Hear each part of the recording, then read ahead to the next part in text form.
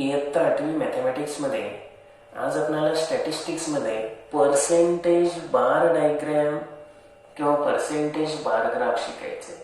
शतमान स्तंभालेख याच्यामध्ये काय करायचं, शेकडा काढावा लागेल, प्रत्येकाचं पर्सेंटेजमध्ये कन्व्हर्शन करावं लागेल आणि त्यानंतर तुम्हाला हा ग्राफ काढता येईल. आपल्याला एक एक्झाम्पल या ठिकाणी दिलेलं आहे, पहिल्यांदा ते समजून घेऊ. तर 3 शहराची नावं दिलेली आहेत. त्या 3 शहरामध्ये जे ट्री प्लांटेशन झालेले आहे त्यातली किती झाडं जगली वगैरे ही माहिती आपल्याला दिलेली. तर पहिल्यांदा तुम्हाला टेबल बनवलेला आहे, कारण पर्सेंटेज काढावं लागेल. तर आर्वी नावाचं शहर आहे.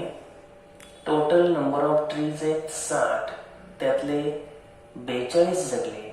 तर जगणाऱ्या झाडांचं जे पर्सेंटेज आहे, काय करायचं, टोटल असेल ती खाली लिहायची, न्यूमरेटरला अंशाला जगलेली झाडं लिहा 42/60 आणि गुणिले 100 पर्सेंटेज काढतात. याला डिवाइड करा, अतिसंक्षिप्त रूप द्या आणि उत्तर येणार 70.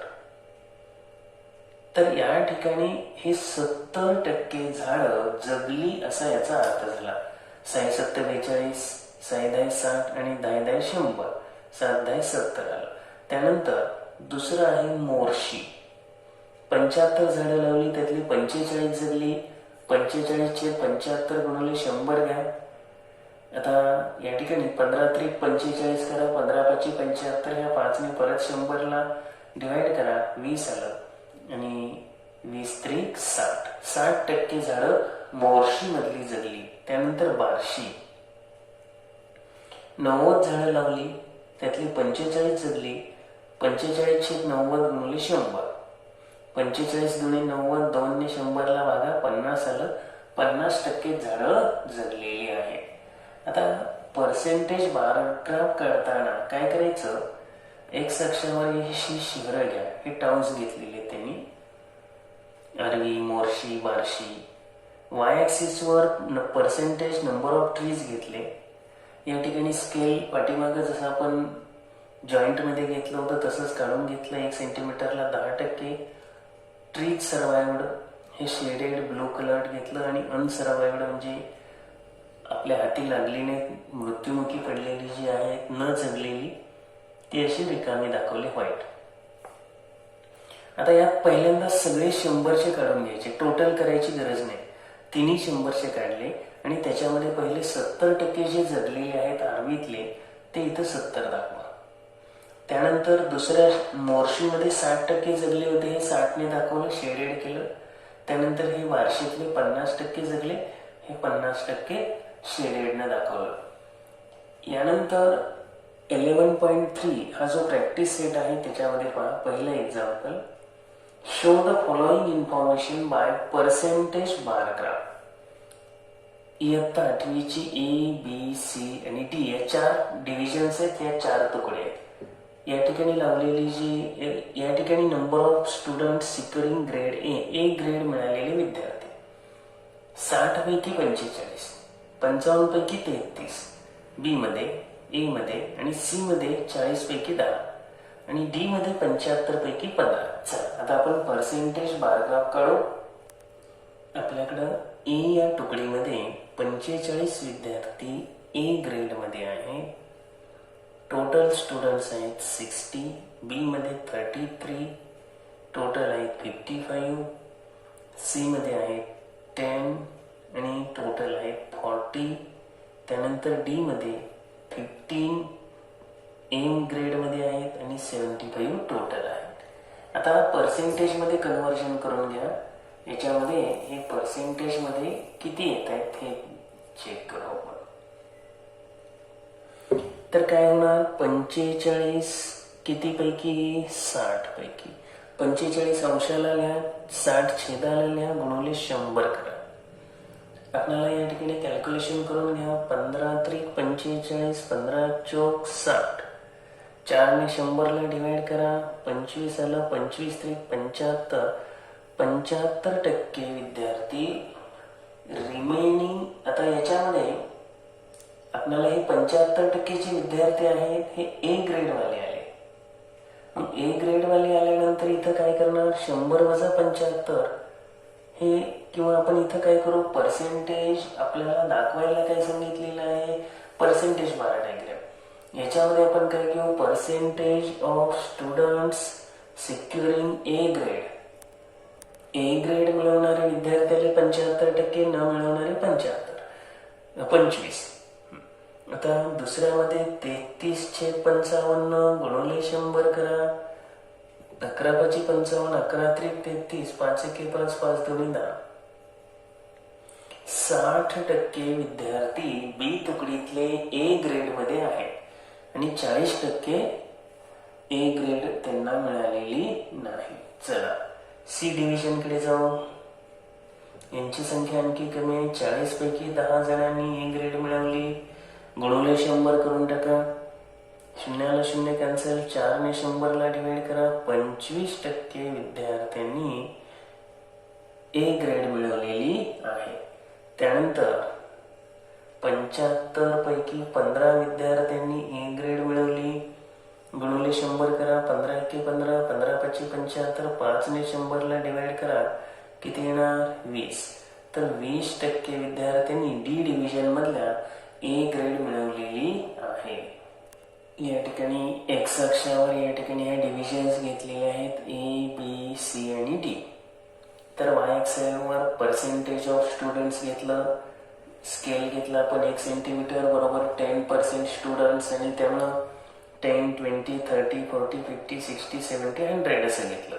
आपल्याला पर्सेंटेज मध्ये घेताना सगळे 100चे काढून घ्यावे लागतील. ए ग्रेड मधले असे उभ्या रेघाने दाखवलेले आहेत आणि रिमेनिंग स्टुडंट्स हे रिकामे दाखवले. पहिलं काम करायचं, सगळे 100चे काढून घ्यायचे. पर्सेंटेज मध्ये हे सोपं असतं. पहिल्यांदा सगळे 100चे काढून घ्यायचे.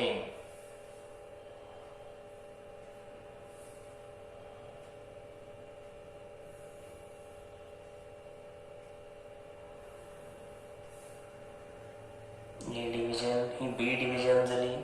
चला सी डिव्हिजन कडे जायचं. सी डिव्हिजनचे काढून घेतले. त्यानंतर डी डिव्हिजन,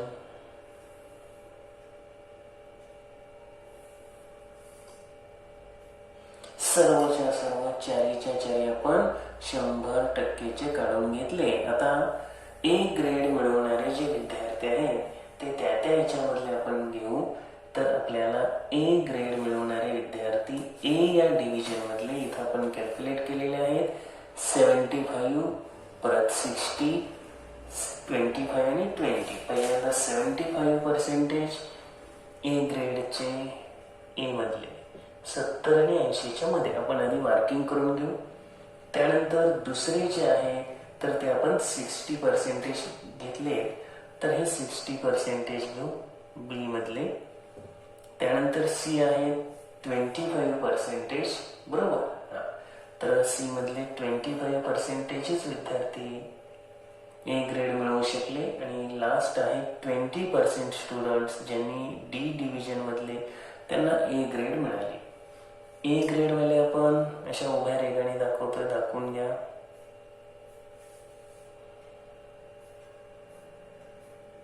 वर आपोआप ए ग्रेड न मिळवणारे विद्यार्थी राहत आहेत. 3 मार्काला साधारणपणे असे ग्राफ विचारले जातात. तर हा ग्राफ आपला इथं पूर्ण होतोय.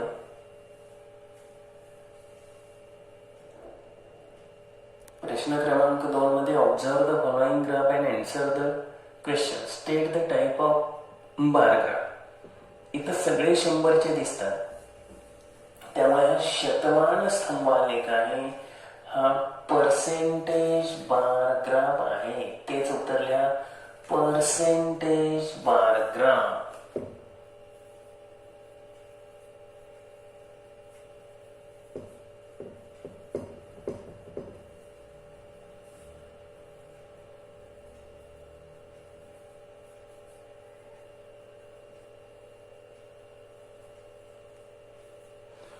पुढील प्रश्न दुसरा आहे, how much percent in tur production in the total production of Ajita's farm. या ठिकाणी अजिताज फार्म ऑब्झर्व करा. अजिताच्या शेतातील तुरीचे उत्पादन एकूण उत्पन्नाचे किती टक्के आहे? तर यामध्ये ही तूर आहे, ही निळी दाखवलेली. त्यानंतर तुम्हाला दुसरं जे दिलेलं आहे हरभरा, ग्राम म्हणजे हरभरा, हरभरा हा ब्लॅक रेखामा दाखवला व्हाईट. एकूण 100 पैकी अजिताच्या शेतामध्ये तुरीचं उत्पादन हे किती टक्के दाखवलं? 60%.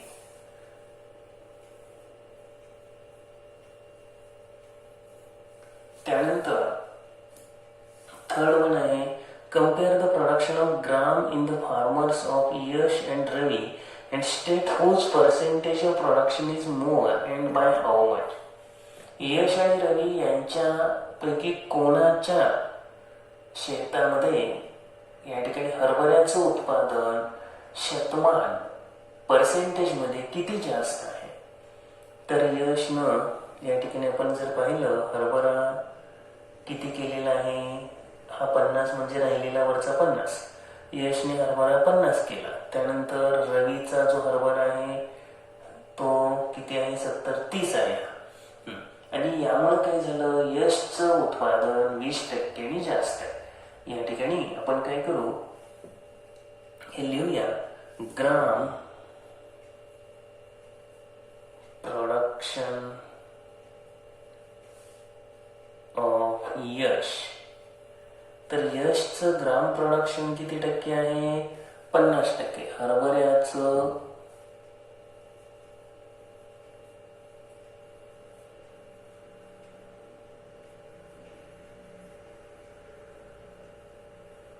हे 50%. त्यानंतर जो रवी आहे तर रवीचं हरभऱ्याचं उत्पादन हे 30% आहे.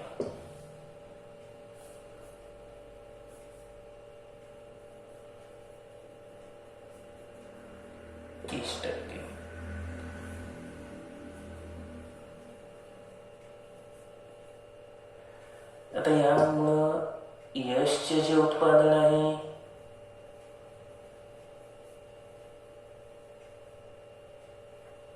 पन्नास वजा 30, 20% जास्त.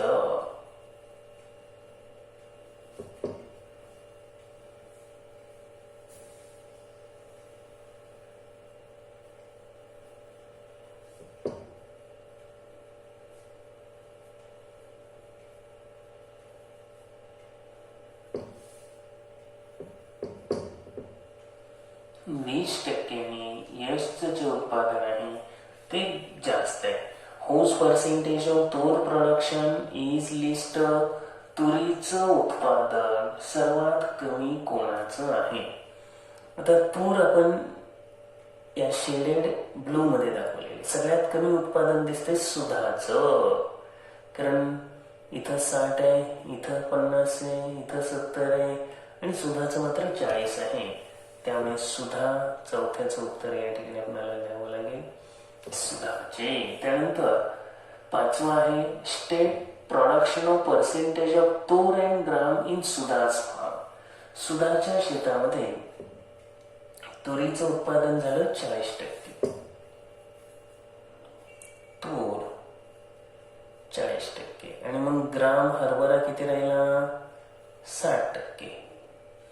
अशा रीतीनं हा प्रश्न क्रमांक 2 आपला पूर्ण झालेला आहे. तिसऱ्या प्रश्नामध्ये काय सांगितलंय पहा, the following data is collected in a survey of some students of 10th standard from some schools. Draw percentage bar graph of the data.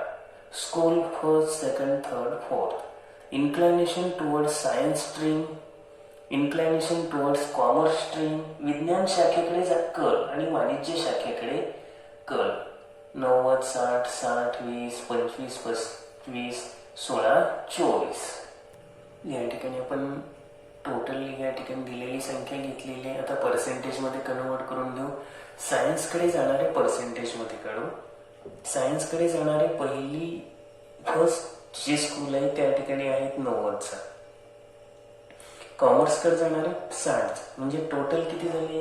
150 जण. 150 पैकी 90 जण सायन्सकडे जाणारे आहेत.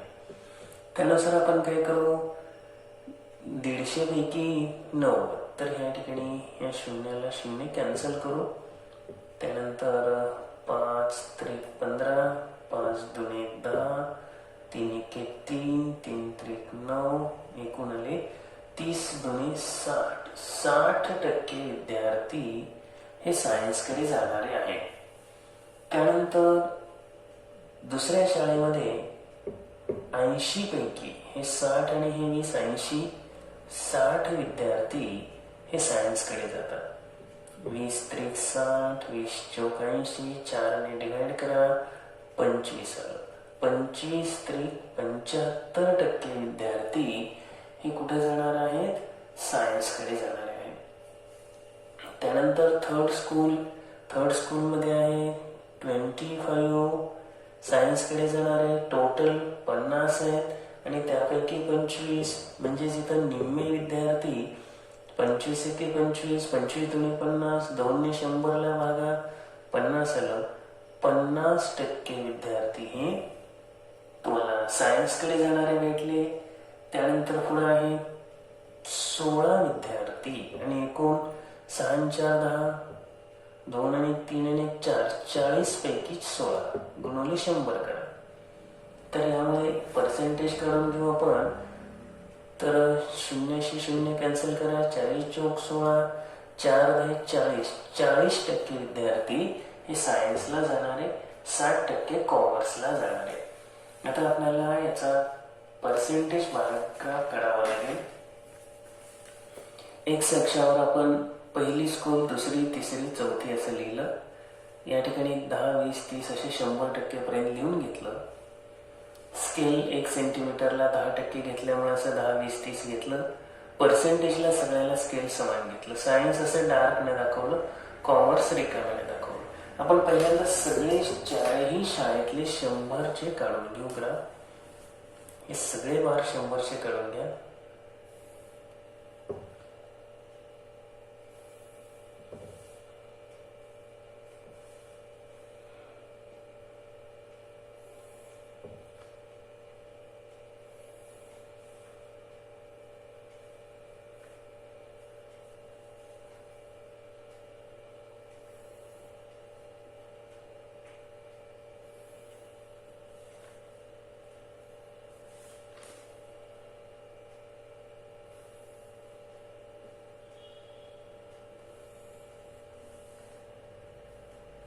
तर अशा रीतीनं हे 4ही आपण 100चे 100% मध्ये काढून घेतला. तर त्यातले सायन्सवाले दाखवू, म्हणजे कॉमर्सवाले आपोआप राहतात. आपण सायन्सला पहिल्या शाळेतील विद्यार्थी कॅल्क्युलेट केलेले 60%, परत 75, 60 75 50 40.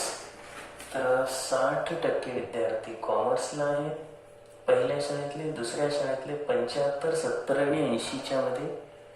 त्यानंतर तिसरी शाळा जी आहे त्याच्यामध्ये 50% आहे आणि थर्ड वन आहे त्याच्यामध्ये 40% कॉमर्सला हे सायन्सला आहेत. हे सायन्स घेतलेत आपण. तर हे सायन्सचे असे डार्क करून दाखवा. राहिलेले बरोबर कॉमर्सचेच राहतात.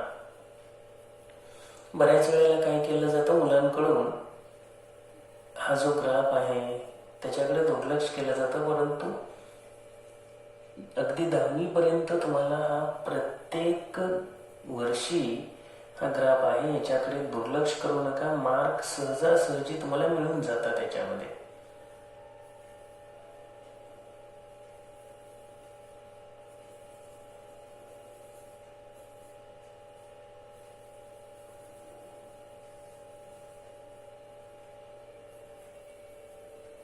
तर अशा रीतीने हा आपला प्रॅक्टिस सेट आहे, हा कंप्लीट झालेला आहे. हा संपूर्ण व्हिडिओ पाहून तो प्रॅक्टिस सेट तुम्ही व्यवस्थितपणे सोडवायचा आहे. Okay, thank you.